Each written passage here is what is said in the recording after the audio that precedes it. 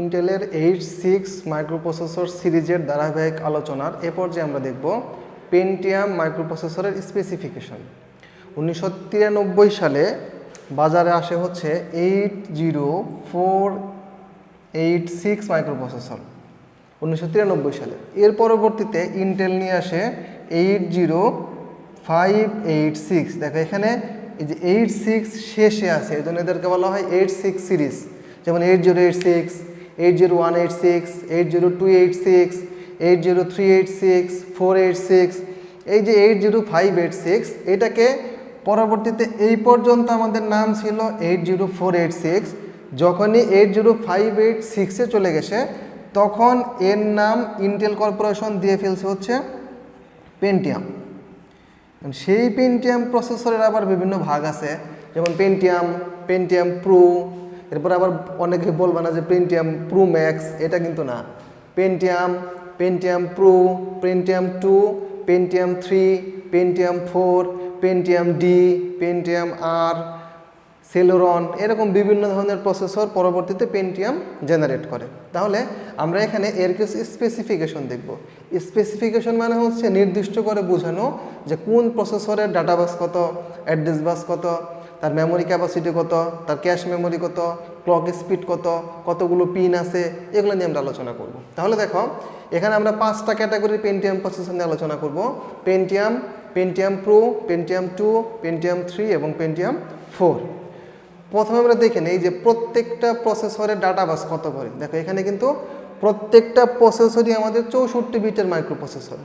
যেহেতু এর ডাটা বাস হচ্ছে 64 বিটের, তার মানে পেন্টিয়াম থেকে শুরু করে পেন্টিয়াম 4 পর্যন্ত প্রত্যেকটা মাইক্রোপ্রসেসরই কিন্তু একসাথে 64 বিটের ডাটা রিড রাইট করতে পারে। এই জন্য এই পেন্টিয়াম প্রসেসরকে বলা হয় 64 বিটের মাইক্রোপ্রসেসর। এরপরে আসো অ্যাড্রেস বাস। পেন্টিয়ামের ক্ষেত্রে অ্যাড্রেস বাস হচ্ছে 32 বিট। তাহলে যদি 32 বিট তার অ্যাড্রেস বাস হয়, তাহলে এখন আমরা দেখি তার মেমোরি ক্যাপাসিটি কত। 32 বিট যদি অ্যাড্রেস বাস হয় তাহলে তার মেমোরি ক্যাপাসিটি হবে 2 টু দি পাওয়ার 32। কারণ আমরা জানি যে একটা মাইক্রোপ্রসেসরের অ্যাড্রেস বাস যত হবে তার মেমোরি ক্যাপাসিটি বের করার সূত্র হচ্ছে 2 টু দি পাওয়ার অ্যাড্রেস বাস। তাহলে 2 টু দি পাওয়ার 32 হচ্ছে আমার অ্যাড্রেস বাস। তাহলে এটা যদি আমরা ক্যালকুলেশন করি তাহলে দেখো আমরা ভেঙে এরকম লিখতে পারি 2 to the power 10 into 2 to the power 10 into 2 to the power 10। তাহলে আমাদের 10, 10, 10, 30টা চলে গেল, বাকি থাকলো কত, আরও 2। তাহলে এখানে আমরা লিখতে পারি into 2 to the power square. তাহলে দেখো 2 টু দি পাওয়ার 10 মানে হচ্ছে 1 কিলোবাইট, আবার এইটুকু মানেও হচ্ছে 1024, বা এটাকে আমরা সরাসরি লিখে ফেলি 1024, তাহলে আমাদের বুঝতে আরও সহজ হবে। এটা 1024, এইটাকেও করলে আসে 1024, আর এখানে আমাদের আছে 4। তাহলে দেখো এইটুকু মানে হচ্ছে আমাদের 1 কিলোবাইট। 1 কিলোবাইটের সাথে যদি আমি 1024 গুণ করি তাহলে হবে 1024 কিলোবাইট। 1024 কিলোবাইট মানে হচ্ছে 1 মেগাবাইট। তাহলে এইটুকু সমান আমরা লিখতে পারি 1 মেগাবাইট। আবার দেখো 1 মেগাবাইটের সাথে যদি আমি 1024 গুণ করি তাহলে এখানে আমরা লিখতে পারি 1024 মেগাবাইট। তাহলে এই 1024 মেগাবাইট আবার হচ্ছে 1 গিগাবাইট। তাহলে এই সম্পূর্ণটুকু সমান আমরা লিখতে পারি 1 গিগাবাইট। তার সাথে আবার 4 গুণ অবস্থায় আছে, তাহলে এখান থেকে আমরা লিখতে পারি হচ্ছে 4 গিগাবাইট। তাহলে পেন্টিয়াম প্রসেসরের অ্যাড্রেস বাস যেহেতু 32 বিট, তাহলে তার মেমোরি ক্যাপাসিটি হবে 4 গিগাবাইট। এটা আমাদের গেল। এরপরে হচ্ছে তার ক্যাশ মেমোরি। এখন ক্যাশ মেমোরি কী জিনিস? ক্যাশ মেমোরি মানে হচ্ছে, মনে করো এটা হচ্ছে আমার মাইক্রোপ্রসেসর, ধরো এটা হচ্ছে আমার মাইক্রোপ্রসেসর। এখন আর এই পাশে ধরো আমার আছে সেকেন্ডারি মেমোরি, ধরো এটা হার্ড ডিস্ক, এই পাশটা ধরো আমার মাইক্রোপ্রসেসর।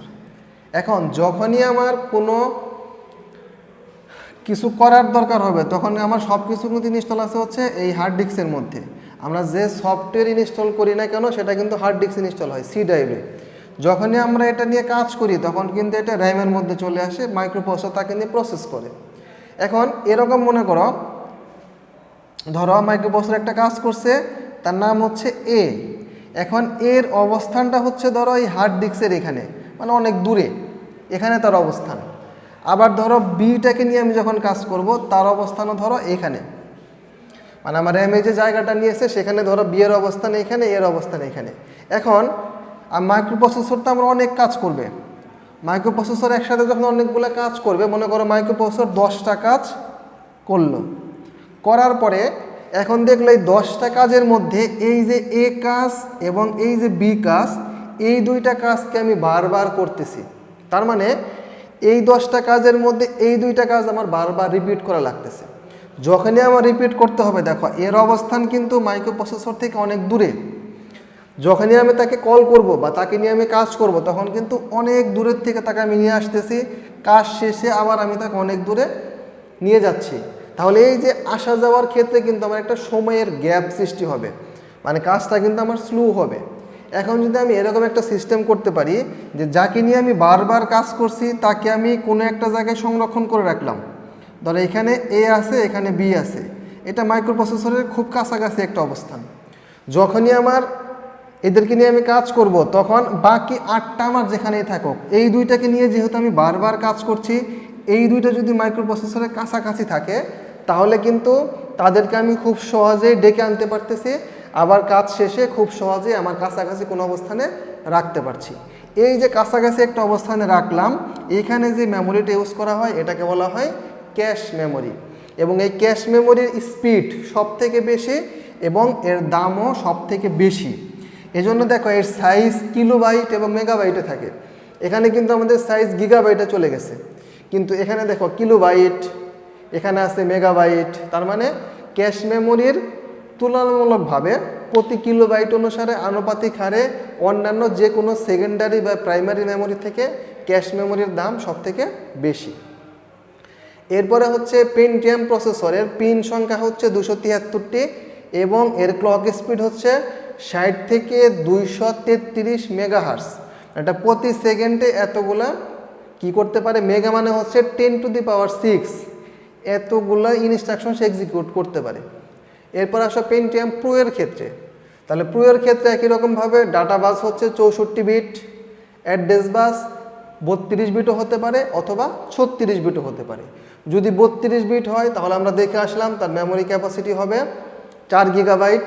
আর যদি 36 বিট হয় তাহলে দেখো 36টাকে যদি আমরা একটু ক্যালকুলেশন করি 36, তাহলে 2⁻36, তাহলে এটাকে আমরা লিখতে পারি 2⁻10 ইন্টু 2⁻10 ইন্টু 2⁻10 ইন্টু বাকি থাকলো আর 6, তাহলে 2⁻6, সবগুলো পাওয়ার যোগ করলে কিন্তু 36 আসে।